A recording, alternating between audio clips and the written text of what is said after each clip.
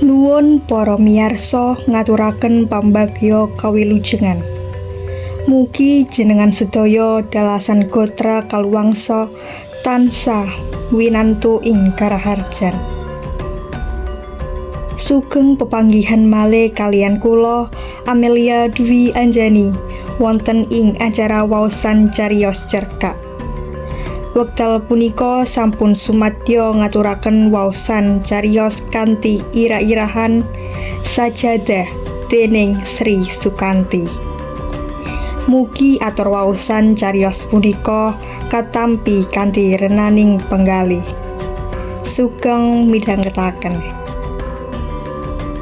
Bubar ngandhakake prahata ing garasine juragan, sepeda tak pancal bali sawise aku totalan. Duit persenan momot barang tak tampani, tak kumpulake awor duit ceperan momotan balen ing sak klambiku sing ambune kaya gombal mukia. Tekan ngomah awak jan keserat jamak. Ra kesel piye, wong olehku mule ki ora ana sing tak olehi, wong bojo. Gendakan ya wis ucul. Dadi umpama aku wingi sore nggantungake klambi ing cagak kuwi, saiki yo isih tetep gemantung ana kono. Yen tak ana owah-owahan, yo mung saikine klambi mau malih kebak lemot. Tak iling kopi saka termos olehku nggawe wingi sore. Lumayan isih setengah panas, kena kanggo nyuda bute ge pikir. Awakku tak brengake ana dipan, ra peduli sprene ngetel kebak bleduk, ra peduli tingkine dagepeng kaliren. Pikiranku esok iki mau jan bruwet banget. Wis ana rong sasi iki aku urip ijin tanpa ana kaum Hawa ana siseku. Kaum Hawa sing mapak tekane kantongku kanthi esem ngujiwat. Oh iya, wanita sing sesuwene iki ana sandingku pancen paling seneng mapak tekane kantongku sing ajeg pinter golek ceperan. Rapopo, pancen wis tak karepe. Wong lanang ngendi sing ora marem, senajan kantong kena kuras ning yen oleh pituwas sing bisa marakake. Terus terang dheweke tak temu ana kulon terminal. Nalika kuwi aku mentas wae geger karo ibune Dani anakku. Atiku anyel banget. Jalarane dheweke lapor yen belanjane saiki saya merit. Tur jarene duwe utang menyang toko perancangan 3 panggonan sing gunggunge cukup gawe aku jomblak. Aku ra ngerti. Saka rumangsaku oleh nyambut gawe ya wis mati-matian. Lah teko isih ora cukup. Apa pancen reregan saiki sayane kak gula, apa pancen mbok dhuwur sing ora bisa nata butuh. Ra ngerti. Pokoke atiku jan mangkel banget. Kepriye mbok dhewor? Walah. Aku wis ora tau mulai blas, aku wis gah ngurusi omah.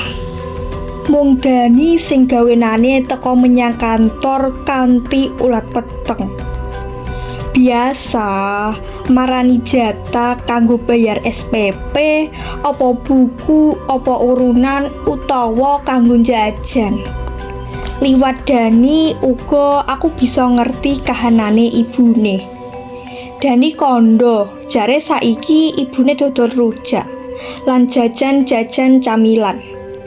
Mestine rak ngono, belajar nyambut gawe ora mung ngomel yen ana kekurangane butuh. Ngono batinku. Sawise awe kabar yen ibune dodol rujak, bubar kuwi Dani awe kabar maneh. Saiki ibune malah ninggalake dheweke, lunga menyang Saudi melu TKW. Aku jregeg. Tekad tenan wong iki. Yo gene teko nekat banget ngono ibumu kuwi Dan, pitakonku. Lah jare ibu utange ora saya suda, gek bapak yo ora kelingan omah ngono. Saurane Sengol. Kok ora pamit aku? Ibu ora pirsa alamate bapak. Aku pisan yo ora didudoi ngono karo bapak. Menyang kantor no. Anak lanangku mung meneng. Mesti wae dheweke rumangsa ora perlu wangsuli pitakonku. Awit wangsulane pitakon mau sejatine wis ana ing atiku dhewe. Yo pancen ana atiku dhewe. Mestine sakabehing ruwet rentening rumah tangga bisa dirampungake wong loro. Ning bareng dheweke ngandharake karuwetaning Bale Wisma, aku ora melu ngudari, malah ngoncati. Teko saiki aku kumawani njaluk pamite dheweke olehe ninggalke omah sak perlu ngupaya pangluaring reruwet mau. Apa ninggalake dheweke mbiyen aku nglegakake pamit. Kabeh sing salah pancen aku. Atiku wis wiwit krasa sumedhot. Aku ngrumangsani dhewe kaluputan marang ibune Dani. Ning aku isih tetep mecaki dalan surem reruntungan karo Lili. Rumangsaku aku saya ora tau keganggu. Awit wis pirang-pirang wulan iki Dani prasasat arang-arang nemoni aku. Mesti wae awit dheweke sering nampa kiriman saka ibune. Nanging embo apa jelarane? Kari-kari iki tumangkepe Lili marang aku teko rodok beda. Ngladeni kebutuhanku dheweke malih anyep wae. Mongko sakabehing penghasilanku wis makbruk marang dheweke. Ora kalong kanggo Dani, apa meneh kanggo ibune. Karep wae yen aku bali saka nyambut gawe omah ketemu suwung. Mung kunci dititipake tangga. Bareng bali dheweke kandha, jare mentas blonjo. Sing paling pungkasang 2 wulan kapungkur. Omah nemu suwung maneh. Tak rantu nganti bengi, nganti esok jebul dheweke tetep durung bali. Aku lagi duwe panduga yen sesuwene iki aku kena apus krama. Tak buka lemari, weladalah wis kosong. Sing kari mung sandanganku wae. Atiku muntap. Apa wae barang sing ana ing ngarepmu tak dadekake sasaran. Sumyur kabeh, mandeg-mandeg olehku munasika bekakas bareng tangan lan sikilku wis krasa njarem. Yen tak gagas, mesti wae aku nemoni lelakon sing kaya mangkene. Aku wis gawe keloro-loro ibune Dani. Lan nalika Dani wis ora tau ngrepoti aku malah kesenengen. Mangka wong loro mau kabeh kudune dadi tanggung jawabku. Banjur Lili kuwi sapa? Dheweke ketemu ana panggonan apa? Turmane olehku sak omah karo dheweke kuwi adhedhasar pangiket apa? Sejatine sing ana mung sesambungan dol tinuku. Katone wae kumpul sak omah. Wis semestine dheweke ngoncati aku. Senajan priya wae penghasilanku mung tansah bakbruk marang dheweke. Nanging yen ana sing luwih anja, ora wurung dheweke mesti bakal nanding milih. Saiki aku lumo-lumo bantalan tangan. Ijen, aku ora duwe sapa-sapa. Dani mung kala-kala wae nemoni aku ana kantor. Dina iku Dani nemoni aku ing kantor. Aku kangen banget marang anak lanangku iki. Saiki dheweke wis kelas 2 SMP, wis ketara gedhe. Nyawang Dani sing jaduk iku aku saya kadrarung oleh rumangsa luput. Sasuwene dheweke ditinggal ibune merong taun, aku ora tau ngurus ing omah dheweke karo sapa. Mangka kudune aku sing ngancani. Aku kudune matur suwun banget marine adik IP-ku sing mentas lulus saka SMA sing gelem ngancani Dani ana ngomah.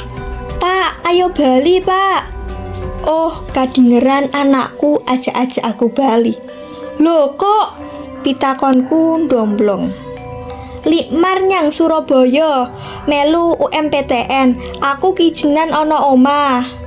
"Kowe wae turu nggone bapak Dan," panjalukku.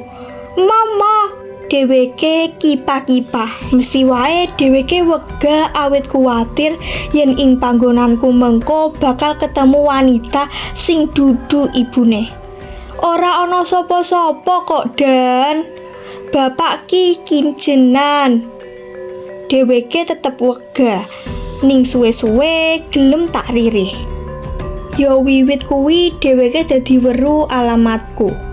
Dheweke karep teko yen pinuju sekolahe prei.